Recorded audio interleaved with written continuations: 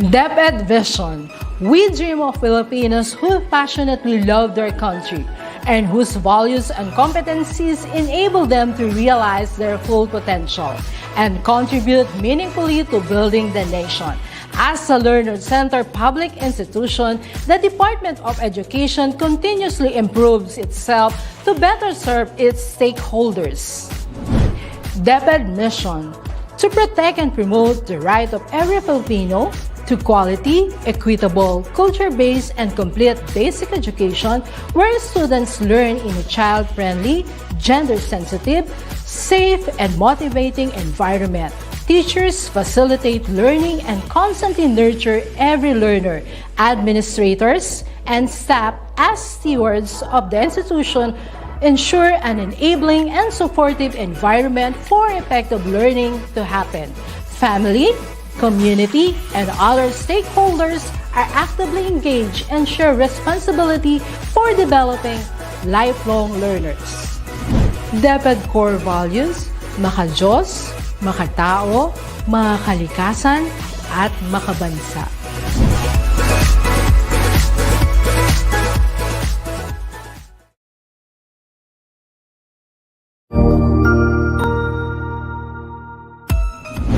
Mabuhay! Good day to all! I am your tutor Madge. Welcome to Itulay, a free online tutorial, an initiative of the Department of Education, Information and Communications Technology Service, Educational Technology Unit, ICTS EdTech.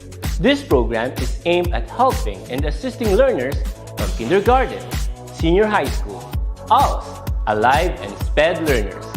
Aside from answering the modules, the Itulay is offering programs which you will surely look forward to. Together with our parents and teachers, the Itulay will bridge the gaps where difficulty and ease meet in learning new knowledge and skills. So, let us prepare our modules, pen and paper. Ready your mind to see and hear worthwhile and interesting lessons. Let us now study and learn, together with our volunteer online tutors. Tara na!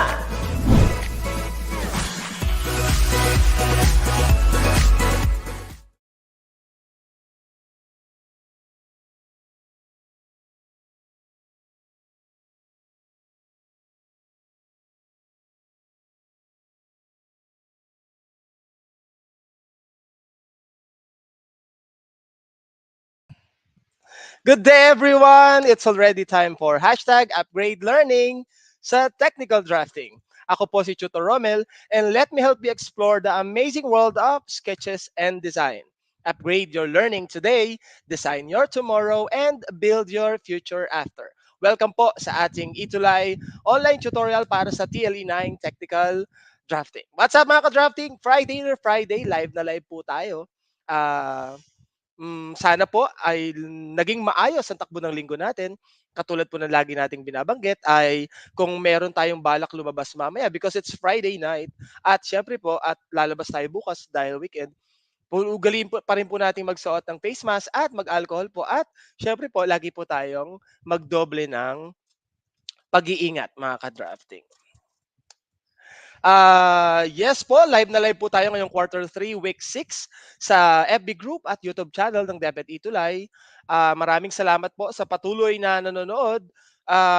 Medyo banggitin po na muna natin sila. Marami pong salamat sa panonood. Jazel Turquesa Mateo ng grade 9, Chrysanthemum ng San Mariano National High School, STO Isabela. Kasama po si Richelle Kulili ng grade 9 Eucalyptus ng San Mariano National High School, DepEd Isabela. Ang teacher po nila ay si Ma'am Janet Corpus. Maraming salamat po. Risa May Anog, maraming salamat sa pagtutok po ngayong ating week 6, quarter 3, week 6. Kay Cristelyn Aceras, Sean Vincent Crel Muhi, kay Maflor Ancheta, Marijoy Alejo, Mikaisha Chloe Intod, marami pong salamat sa inyo pong pagtutok. At syempre, banggitin natin sila mamaya yung ating mga nanonood po ngayon. Para po ngayong quarter 3 week 6, ang pag-uusapan po natin ay tungkol sa two-point perspective. Kasama po pa rin po natin si Tutor Marco ng SDO Bulacan tuwing 10:30 hanggang 11:10 ng umaga kada biyernes po para sa ating itulay, technical drafting, TLE 9. Marami pong salamat sa pag-guide, sir, at mag-ingat po kayo palagi. Ano ba yung mga dapat nating matutunan mga ka-drafting ngayong umaga? Ano po? At the end of our tutorial, you are expected to define two-point perspective drawing. Pangalawa, follow the steps in constructing two-point perspective drawing and sketch the two-point perspective drawing of the given shape. You are also expected to construct the two-point perspective drawing of a house facade. Okay, yan yung ating parang magiging kailangan ma-drawing. Medyo ibine-benchmark lang natin yung ating two-point perspective tsaka perspective drawings sa mga objects. Ano po, para makita natin yung mga detalye na kailangan nating tutukan kapag mag-drawing tayo ng perspective drawing. Pero syempre, medyo malaking pagkakaiba kung object or mismong bahay na yung i-drawing natin. Pero at least, di ba, kahit paano meron tayong idea on how to project objects or mga elevations in a perspective drawing. Bilang review para ngayong week 6, I want you to give the meaning of the following acronyms. Meron akong mga acronyms na malimit ginagamit dyan. Na-discuss na rin natin yung mga technical terms na yan last week at yung mga previous sessions natin. Yun nga lang, syempre, kailangan nating medyo pag-aralang mabuti. Ano po? At tandaan, if ever ma-encounter natin sa paggawa ng ating mga drawings or submit complete drawings, at least alam natin kung paano siya gagawin. Ano po? Okay, hintayin po natin ha, gawin po natin. Sana makita sa sa comment section yung sagot nyo sa mga acronyms natin, ano.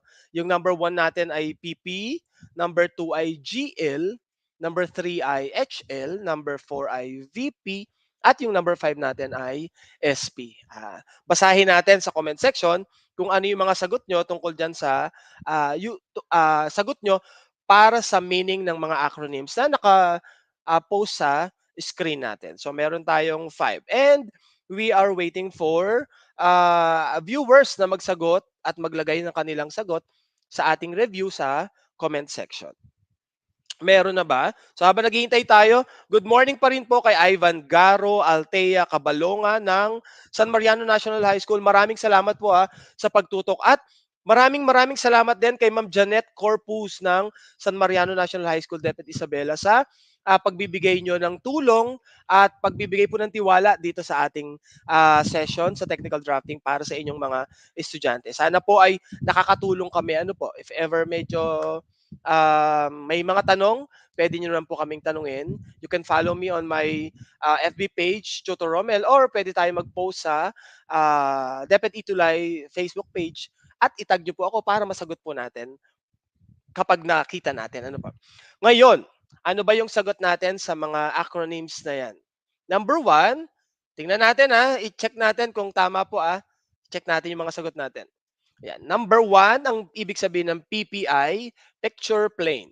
Yung GL ay ground line. Yung number 3, yung HL ay horizon line. At yung number 4, VP, yan yung vanishing point. At syempre, yung number 5, SPI, station point. So yung station point na yan is where a person or the person viewing the drawing or yung object is position. Okay? Nakaposition siya dun sa lugar na yun. Okay. What is it? Ano ba yung simulan natin? Last week, pinag-aralan natin yung tungkol sa 3 types ng perspective drawing. And na-discuss na rin natin yung parallel perspective or yung tinatawag nating one-point perspective. Ilang vanishing point ba meron ang one-point perspective? So from its title, merong one vanishing point yan. Ngayon, sa screen, makikita nyo, medyo tututok tayo ngayon sa angular perspective. So kapag angular perspective, tinatawag din siyang two-point perspective at syempre, meron siyang ilang vanishing points. Di ba? No? From its title, meron siyang 2 vanishing points. Now, Ano ba ang two-point perspective? So two-point perspective occurs when you can see two vanishing points from your point of view. Yung point of view na yon. Sino ba yung point of view na yon? Yun yung station point na nabanggit natin kanina. Katulad na nakikita natin sa screen, we have the vanishing point 1 sa kaliwa at yung vanishing point 2 sa kanan. Pero we could also name that vanishing point 1 and 2 as left vanishing point tsaka right vanishing point. So yung two-point perspective drawing are often used in architectural drawings and interior designs. They can be used for drawings on both or of both interiors and exteriors ng ating bahay. Okay, yung or itinatayo nating building or establishments. Still, tutukan pa rin natin no, yung technical terms natin. We have SP or yung station point. This is the view or the fixed position of the eye of the observer. And then yung pangalawa nating technical term ay um, horizon line, HL, or eye level. Okay, yun yung ating fixed position.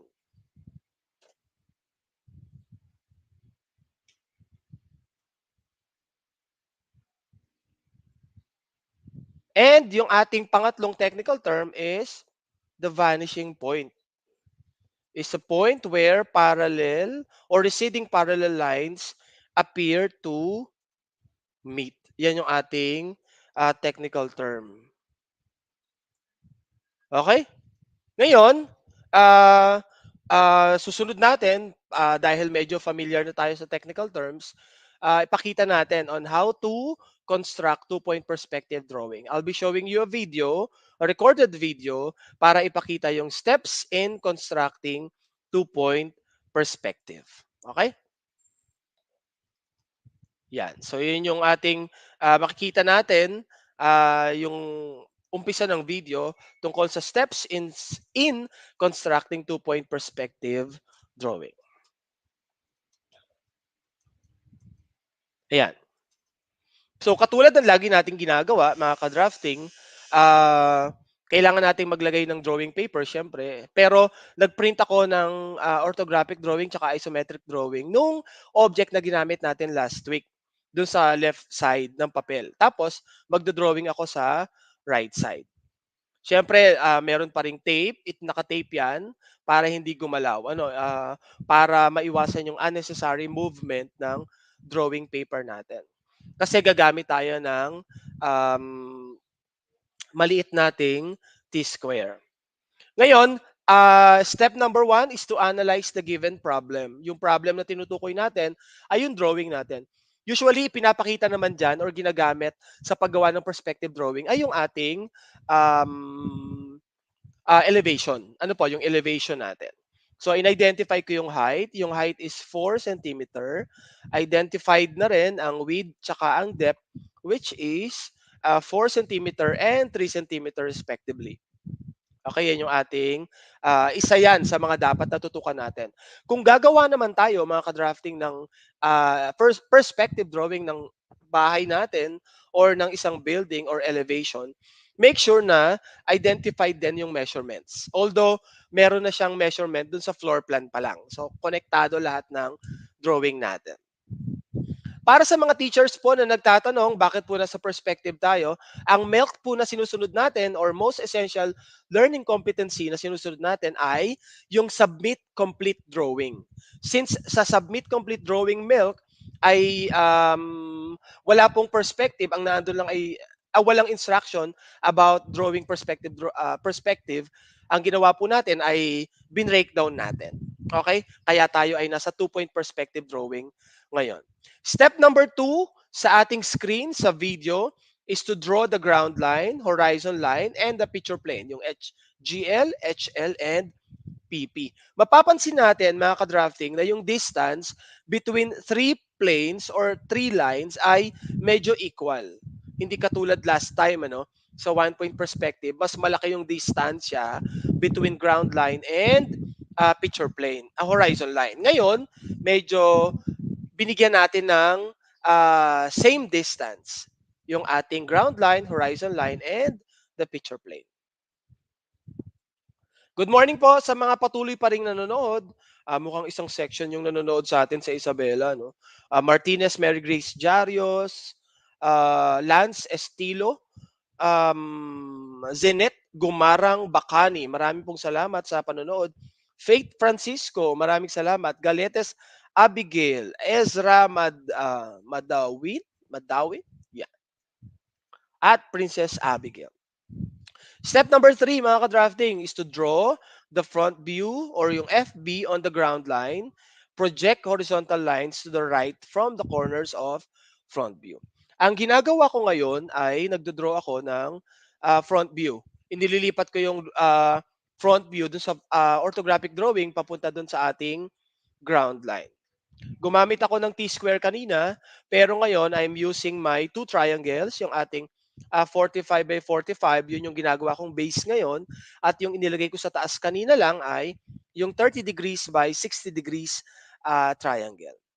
Ngayon, kailangan makita pa rin sa ating top view sa ground line yung alphabet of line. So meron tayong hidden line doon sa ating front view. So kailangan makita siya sa working drawing natin.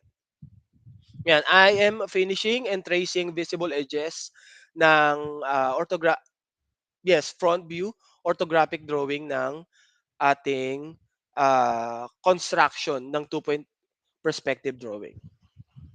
Ayan. Make sure po ha, gagamit tayo ng light lines. Paano ba? Tulad ng nabanggit ko, light lines, wag po masyadong didiinan yung drawing muna natin. Unless tayo ay sure na. Pero kung sketching pa lang tayo, gamit po tayo ng light lines. Technical term niya is construction line. Kasi yun yung ginagawa nating guide pa rin. Ano? Kung ready na tayo, then pwede na nating i-heavy line. Tapos nilagyan ko ng label, FB, sa ilalim. Gumamit ako ng guideline sa pagsulat na 0.5 cm. Yan. Medyo iayos natin ng konti. Pero ang ginagawa ko ngayon ay nagpo-project ako ng line to the right, papunta dun sa medyo gitna para magsilbing construction drawing natin. Yan. Sana makasunod po kayo ha. In case na medyo nabibilisan tayo dito, pwede nating panoorin ulit yung recorded video na to. Itong ating session para makita po natin. Tsaka matutunan natin. And then pwede tayong mag-practice. Ayan. So in-extend ko po yung line. Step number 4 is to draw the top view on the picture plane. Ayun po, tinuturo ko. Idodrawing yung top view sa picture plane gamit po yung ating 30 by 60 degrees triangle. Last time, yung ating 1-point perspective ay flat po. Flat sa picture plane yung ating top view. Kung paano siya nakita sa orthographic, ganun din siya idodrawing. Ngayon, dahil tayo ay nasa 2-point perspective drawing gagamit tayo ng 30 by 60 degrees triangle. Ayan, yan yung position ng triangle natin. Nilagay ko sa T-square. Kailangan yung ating left axis ay naka-angle ng 30 degrees at yung right axis ay naka-angle ng 60 degrees. Ibig sabihin, naka-incline. Okay, naka-incline. Ang tawag dyan ay diametric isometric projection. Okay, so lipat natin and then idodraw ko yung mismong top view. Ang ating length ay 4 cm and then yung detail dimension natin ay 1 saka 3 cm para dun sa upper part ng drawing natin. And then ilagay ko pa ulit yung ating T-square at mag-draw tayo ng 60 degrees to the right. Kung mapapansin natin, mga ka-drafting, kapag yung ating linya ay simula sa ilalim papunta sa left, gagamit tayo ng 30 degrees triangle. Kapag naman yung linya ay papunta sa right, gagamit tayo ng 60 degrees triangle. I am now marking the detail dimension ng ating kabilang part ng top view natin, which is, ano bang part yon? So, 1, 1, 1. 1 cm, 1 cm, 1 cm, yung depth ng ating object. Pagkatapos, step number 4 pa rin, medyo ano ko dun Step number 4 pa rin, top view should be drawn in diametric isometric projection as I have mentioned, wherein the left axis is in 30 degrees angle and the right axis is in 60 degrees angle. Yan po. Mamaya, papakita natin kung ano magiging itsura niya, yung ating finished drawing natin.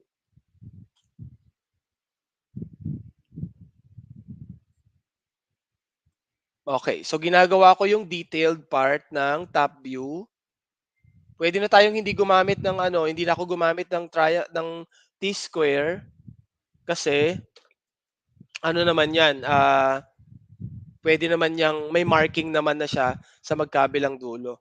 Ang ginagawa ko ngayon ay nagte-trace ng visible edges. Nagte-trace tayo ng visible edges.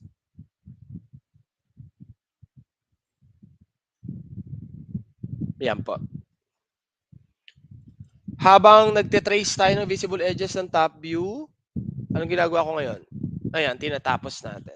Maraming salamat sa panonood pa rin. Shia Ruve ng Don Mariano pa rin, grade 9 Chrysanthemum at Angeles Angeline Sales. Thank you, Ma'am Janet Corpu. Sana po minsan magkita tayo, no? Invite ko kayo dito sa session ko para po medyo magkatulungan po tayo. Step number 5 is to locate the station point somewhere between horizon line and picture plane. Yan. Gusto ko na yung station point ko or yung SP ay ilagay ko sa dyan sa bahaging yan ng horizon line saka ng picture plane. Unlike last time, mga ka-drafting, yung ating station point ay nakaposition in between ground line and horizon line. Ngayon, ang station point natin ay na in between horizon line and picture plane. Pero pwede nyo namang ilagay yung station point in anywhere dun sa ating drawing area. Yun nga lang, syempre, kapag nasa ibang posisyon na yung ating station point, nagkakaroon naman ng kaunting pagbabago dun sa pagpihit ng object natin. Okay? Pwede naman kayo mag-experiment next time. Ayan. Tapos, lahat daw ng corners ng top view ay i-connect sa station point. So, connect the station point from the corners of top view. From these lines, intersections are formed on the picture plane. So, magkakaroon ng intersection, yung mga visual ray lines na yan, galing sa corners ng top view papunta sa station point, ay magkakaroon ng intersection sa picture plane. Yan. So, ilang corners ba tayo ng top view? We have 1, 2, 3, 4, 5, 6, 7, 8, 9, more or less. Since yung ating right part ng top view natin ay medyo curve, sa drawing natin, nagmukha na siyang parang cornered. Pero curve pa rin siya. Kasi syempre, magkakaibang position ng object, nagkakaroon ng magkakaibang perspective view ng ating projection or ng drawing projection. Yan. So, meron na akong visual ray lines. Kinonect na lahat ng corner ng top view sa station point. Now, I am doing and I am dropping lines to the ground line from these intersections. Yung intersection na na-form ng visual ray lines dun sa picture plane, idadrop natin lahat ng linyang yon sa ground line. Kung meron tayong 9 visual ray lines connected sa station point at corners ng top view, dapat meron din tayong 9 drop lines simula sa intersection ng picture plane hanggang sa ground line. Unless, syempre, mga ka-drafting, magkaroon ng tinatawag nun na pagpantay ng linya. Pwedeng magkaiba yon. Pero kung walang nagpapatong na linya, syempre, kailangan ma-identify pa rin yun. Ulitin po natin ha. Connect lahat ng corners ng top view sa station point and then gumawa ng visual ray lines. Ngayon, para daw ma-identify natin, step number 7, ma-identify natin yung vanishing point, kailangan nating mag-construct ng line from station point. Construct tayo ng 30 degrees to the right at 60 degrees to the, 30 degrees to the left at 60 degrees to the right. Napansin nyo na nagkaroon ng intersection doon sa picture plane. Anong gagawin natin? Ida-drop natin yung linya na yan. Gagawa tayo ng vertical line para magkaroon ng linya or mag-touch siya doon sa horizon line. Ayan, so nag-drop na ako doon sa right. Ngayon, I am dropping line to the left. Yung intersection na yan, na nakikita natin sa video, yan ang magiging vanishing points natin. Siyempre, yung nasa right, yun yung tinatawag na right vanishing point. Or sa drawing kanina, vanishing point 2. Yung nasa left, yan yung tinatawag nating left vanishing point or yung tinatawag natin sa drawing kanina na vanishing point 1. Nilalagyan ko ng label gamit pa rin ng 0.5 centimeter. LVP, left vanishing point, at RVP, right vanishing point. So identified na natin, no, magkaiba sila. Kung babalikan natin yung video natin sa one-point perspective, magkaiba ang itsura at posisyon ng SP, station point, right vanishing point, at left vanishing point. Yan. Ngayon, anong gagawin natin? Yung right vanishing point tsaka left vanishing point ay i-connect natin dun sa center ng top view. Ayan. Yung pinaka yung pinaka inclined part or yung oblique part ng object natin, dahil nag-drop line tayo, i-connect natin siya doon. Tapos yung top view, nag-connect siya or nag-extend siya doon sa ating vertical line sa center. I-connect natin siya papunta sa left vanishing point tsaka sa right vanishing point. Ang ginagawa ko ngayon ay yung detailed part, connect sa left vanishing point, at ngayon, I am connecting it sa right vanishing point naman. Yan. Next, yung height. Ayun, no, yung height natin. Kaya magkakadugsong yun no, yung left, yung, ang tawag dyan, orthographic projection, tsaka yung ating isometric. Yan. Ngayon, kinoconnect ko naman yung height ng object. Saan kinuha yung height? Saan na-identify? Doon sa projected line sideward galing sa front view. Kukonect natin siya doon sa right vanishing point at sa left vanishing point. Anong step na tayo, guys?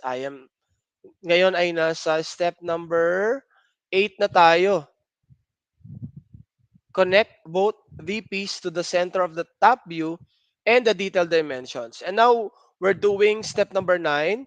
Complete the shape of the object by connecting the intersections or the intersections formed by visual ray lines of top view and front view. Connect all lines either in LVP or in RVP.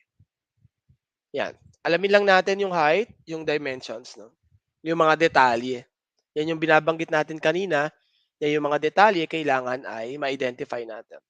Nilagyan ko ng marking yung ating front view para mas madali nating makita. Although feeling ko naman napapansin nyo na yung ginagawa natin. Parang posible nyo nang makita or na-visualize nyo na kung saan papunta yung drawing natin. Maraming salamat sa panonood.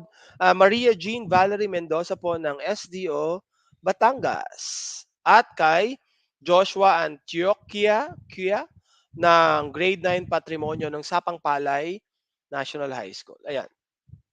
Tingnan natin yan ay point F tsaka O doon sa ating isometric drawing. Mahalaga na may mga labels tayo para pag di-discuss kahit paano, alam kung saan na napunta yung ating drawing instruction. Ano po? Ayan, so yun yung F tsaka O sa ating isometric, kinonect sa right vanishing point pareho. Tapos yung letter H, ayan, tinrace ko para makita yung depth ng object natin. Saka yung H, point H, tsaka point K. Ayan. So, i-connect natin sa left vanishing point. Kung kayo ay mag-i-engineer or mag-architect or mag-draftsman, isa to sa mga dapat nating matutunan. Ano po. And syempre, accuracy is the key pa rin. Kasi kailangan natin ng accurate measurement, accurate line, dahil syempre, building construction ang ating pinag-uusapan. Ayan, yung corner na yan, ano bang corner yan? Corner E, F, G, L, corner L, yan. Ko-connect natin sa right vanishing point. Connect natin sa right vanishing point. Yan, para makita natin yung line K tsaka N. LN, LN. Connect natin sa right vanishing point. Tapos yung corner na yon, i-extend natin para makita naman natin yung corner M. Yan, yung point M na yan. Iti-trace natin siya dun sa top view pababa dun sa visual ray lines. Kasi yun yung magiging guide natin ano, para mabuo yung shape ng object. Ayan. Alam kong nakikita nyo na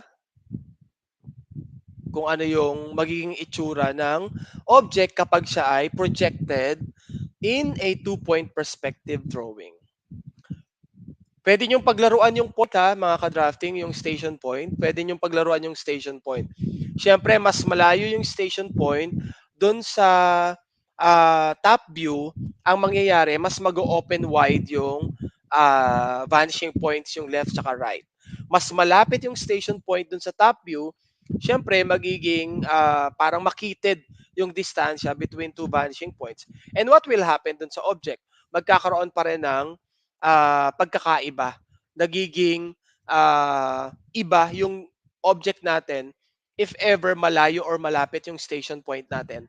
Pero still, mga ka-drafting, it is a two-point perspective drawing pa rin.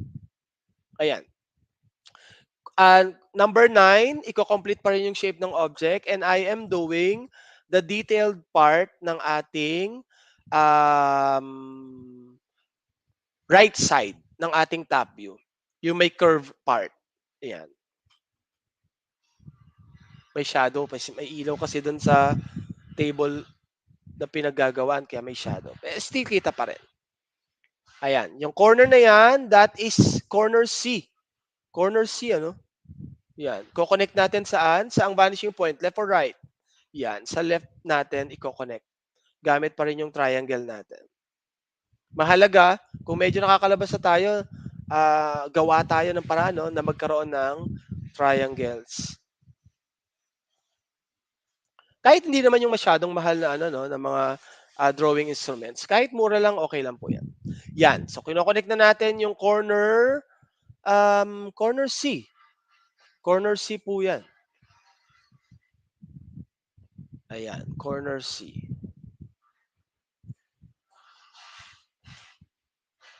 May mga nakalimutan tayong i-connect sa station point na corner ng ating top view. Ngayon, ginagawa natin para makatulong siya sa formation ng perspective drawing natin.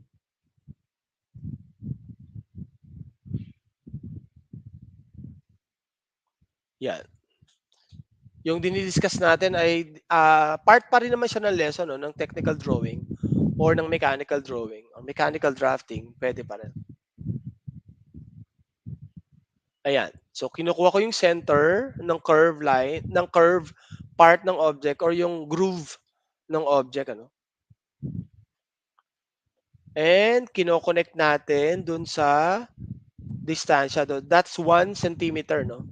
1 centimeter na yan. So, hanapin natin yung part na yan. Okay. Konti na lang. And we're done. Ayan, yan yung corner. And then yung isa, ite-trace pa rin, connect natin sa station point. And then, i-trace natin pababa. Yan, trace it. Intersection sa picture plane. Drop the line. Tapos, yung intersection mismo dun sa drawing, working drawing natin. Ayan. Okay? And then, i-connect sa right vanishing point. Okay. So, yan. Patapos na.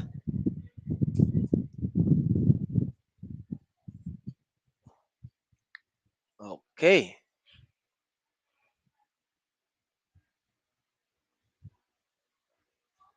Salamat sa panonood, Eunice Miranda ng San Mariano National High School, Maine, ng Isabela. Grade 9, Chrysanthemum. Chrysanthemum. Ayan. And now, I am doing the curve part ng object natin saka para makita yung kapal ng object. Para maging 3-dimensional siya. Ano nga ibig sabihin ulit ng 3-dimension? So, meron tayong height, width, and depth. Kaya siya 3D. 3-dimension.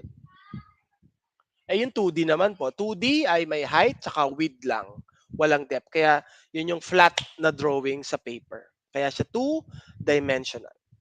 Now, next step natin is to trace all visible edges. Na-trace na natin kanina, and now I'm doing step number 11, yung pag-erase ng unnecessary lines.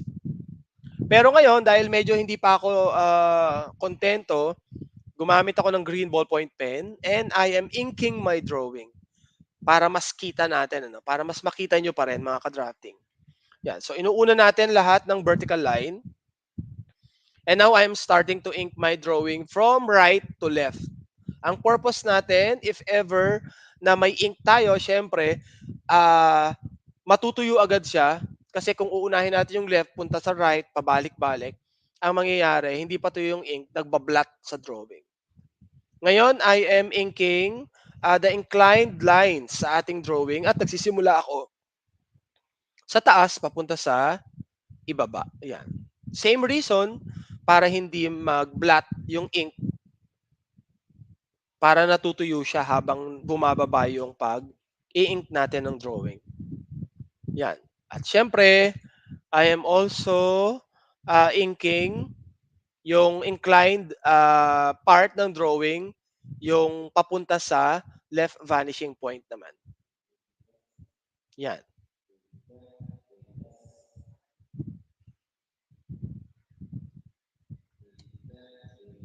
Yan. Yun, may kasabay na tayo sa kabila, no? Yan. Okay. So we're done. Yan. So yan yung itsura ng object kapag naka 2-point perspective. Makikita nyo, no, ang laki ng pagkakaiba doon sa isometric tsaka sa 2-point perspective drawing.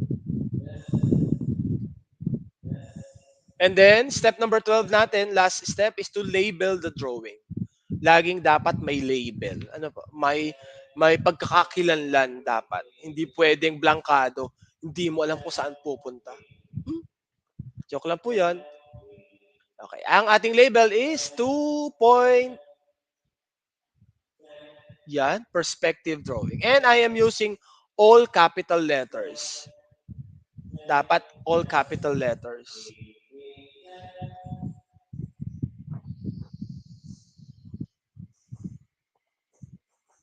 Yan. And we're done. Yan yung ating 2-point perspective drawing. Ngayon naman, mga ka-drafting, pansinin natin, nilagay ko dyan yung 1-point perspective drawing natin last week. Tsaka yung 2-point perspective drawing ngayon. Ang laki na pagkakaiba, no? Mapapansin natin na kapag 1-point perspective drawing, flat yung front view sa ground line. Tapos yung 2-point perspective, angular. Kaya siya ah, nakaangat dun sa ating ground line. Okay pa? Ngayon, what you need to do, itry naman natin mag-try tayo. You are going to illustrate the interior part of your house in 2-point perspective like the sample drawing on the right. Meron tayong sample drawing dyan, a basic house, a simple house. Tapos, nakadraw siya in 2-point perspective drawing. Mapapansin natin, mga ka-drafting, na yung vanishing point ay hindi na visible dun sa drawing paper. Kumbaga, parang invisible na lang siya. Parang tayo na lang ang iintindi or i-identify na lang natin sa mata natin or sa drawing kung nasaan yung vanishing point. And that's okay. Okay na okay lang po yan. Pagkatapos po niyan, pwede nyo pong i-upload yung picture nyo na gumagawa kayo sa ating DepEd Itulay Facebook page. And then itag nyo po ako using the hashtag Itulay Level Up, tsaka hashtag TLE9 Technical Drafting. Okay pa? Screenshot nyo na mga ka-drafting tapos intayin natin yung inyong mga gawa. Ano po? Ngayon, bilang tayo ay tapos na mag-discuss, I want you to answer these questions. True or false lang naman. Mali or tama lang naman. Read the statements carefully. Tapos answer nyo lang your true or false. We have 3 questions and you only have to answer 3 true or false lang. Number 1, 2-point perspective drawing has 2 station points. May dalawa daw station points ang 2-point perspective drawing. Tama ba o mali? True or false ba? Lagay natin yung answer natin sa comment section. No? And you have 3 seconds. 3, 2, 1. Ang sabi ni Shia Ruve ay true daw. Tingnan natin. Ulitin natin 2-point perspective drawing has 2 station points. Sabi ni Shia ay true daw.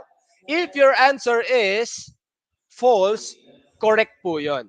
Kasi ang 2-point perspective drawing has 2 vanishing points po. Meron po siyang dalawang vanishing points. Okay?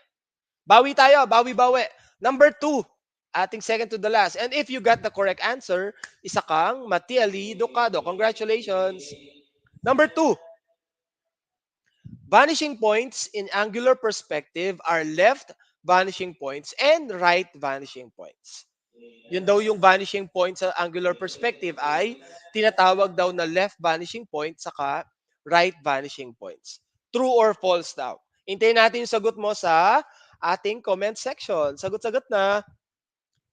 We have 3 seconds. 3, 2, 1. Ang sabi ni Joshua Antioquia, ang correct answer daw ay true. Tingnan natin. If your answer is true, that's correct. Congratulations dahil dyan, Joshua at Shia, isa kayong mga Matiali Ducado. Congratulations, everyone. Yung iba, hintayin natin, At syempre, number 3. Question number 3. Moving vanishing points affect object's size. Okay? Kapag daw gumalaw yung vanishing points, naapektuhan daw yung size ng object or mainly yung itsura ng object. Ano bang answer natin? True or false? Sagot tayo kung yung sagot nyo ay true or false. Hintayin natin. Huwag kalimutan na ilagay sa comment section. We only have 3 questions lang 3 question lang to mga ka-drafting. At meron kayong 3 seconds. 3, 2, 1. Ang sabi ni Joshua ay false. Moving vanishing points affect object's size. True or false? The answer is true. True ang ating answer. True, sabi ni Shia with question mark. Parang narinig ko, no? True? Parang nagtatanong siya kung true. Anyways, congratulations at salamat pa rin sa pag-join sa aking sa pagsagot sa quiz natin. Dahil dyan, isa kayong Matiali Ducado. To generalize everything, 2-point perspective is another way to create the illusion of space while 1-point perspective uses 1 vanishing point. 2-point perspective drawing uses 2 vanishing points huwag kakalimutan. And yung 2-point perspective drawing is a technique for drawing objects on angle. Yes, congratulations Shiba dahil ikaw ay naka 2/3. Maraming salamat sa iyo sa pagsagot. Next week ulit bawi tayo next week. Ayan. Siyempre, at this point everyone, we should be reminded every day to do things that will make our future self thankful and proud of you. Okay lang na mag-enjoy living the life to the fullest every day. Pero syempre, wag tayong you only live once. Paghandaan natin yung future natin. For your comments and suggestions, you may email us at edtech@deped.gov.ph or scan natin yung QR code para sa inyong mga feedback. Or pwede nating i-fill out yung ating feedback form para sa mga suggestions or nakita natin na maganda sa ating session. At syempre, mga ka-drafting, you can still watch this tutorial video online. Go online and search for DepEd Itulay YouTube and FB page. Don't forget to like and share. Magkita-kita po tayong muli para sa panibagong kaalaman sa technical drafting. Ako po si Tutor Romel, ang inyong kutkuterong tutor mula sa bayan ng mga lakan at magagandang binibini. Pagsanhan na nagsasabing, sipagan natin para sa ating mga pangarap. Kung medyo nahihirapan ka, tutulungan kita. Ikaw at ako, teamwork tayo para always panalo. And this is Itulay Technical Drafting online tutorial, upgrade learning sa technical drafting. Thank you po.